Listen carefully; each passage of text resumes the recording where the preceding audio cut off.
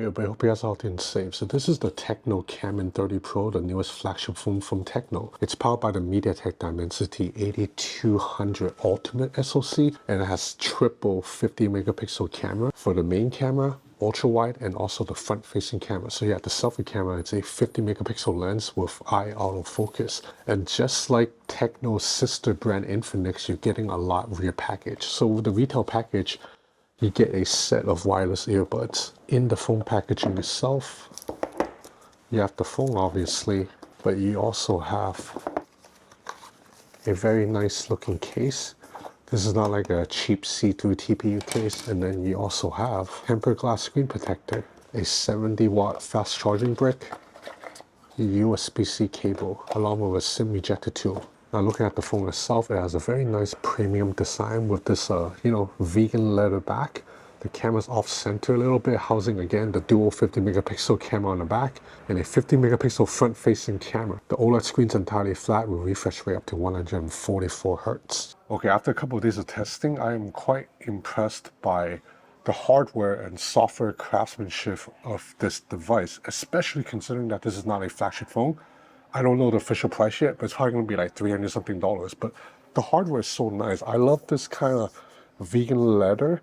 It has a leather-like texture, but there's like little patterns on it. So it's not like a boring, plain black or white leather.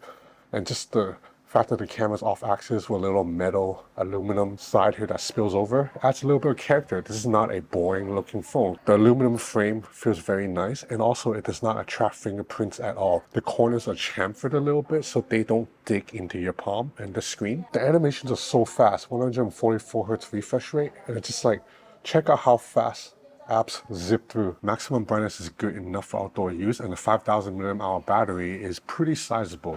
And the screen's bright enough for outdoor use. This is overall a really good looking panel, and of course you have stereo speakers too.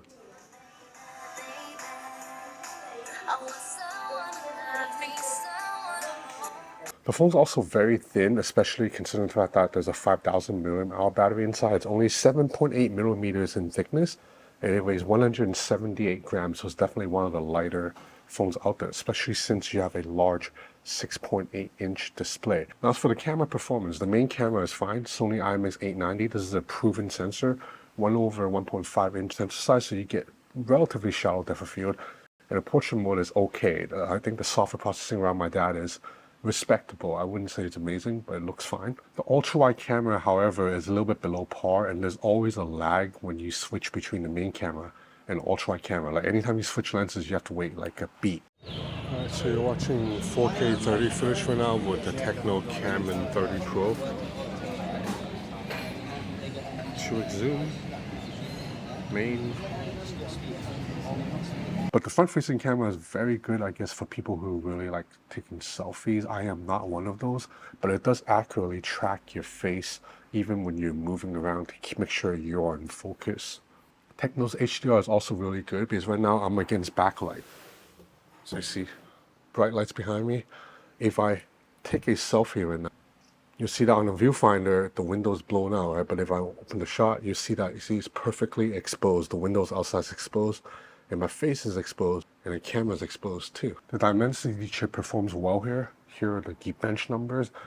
You know, I'm not gonna use this phone to edit videos or do anything super heavy, obviously, but for day-to-day snaps, going on Instagram, watching YouTube video, texting, making calls, absolutely fine. The haptics are respectable. They're a little bit mushy, but for a $300 something device, no complaints. So yeah, this is the Tecno Camon 30 Pro. Not a review, just a short hands-on, but yet another high-value device from a brand that's really trying to make a name on the phone scene. Like, like 3-4 years ago, Tecno was only selling phones in Africa.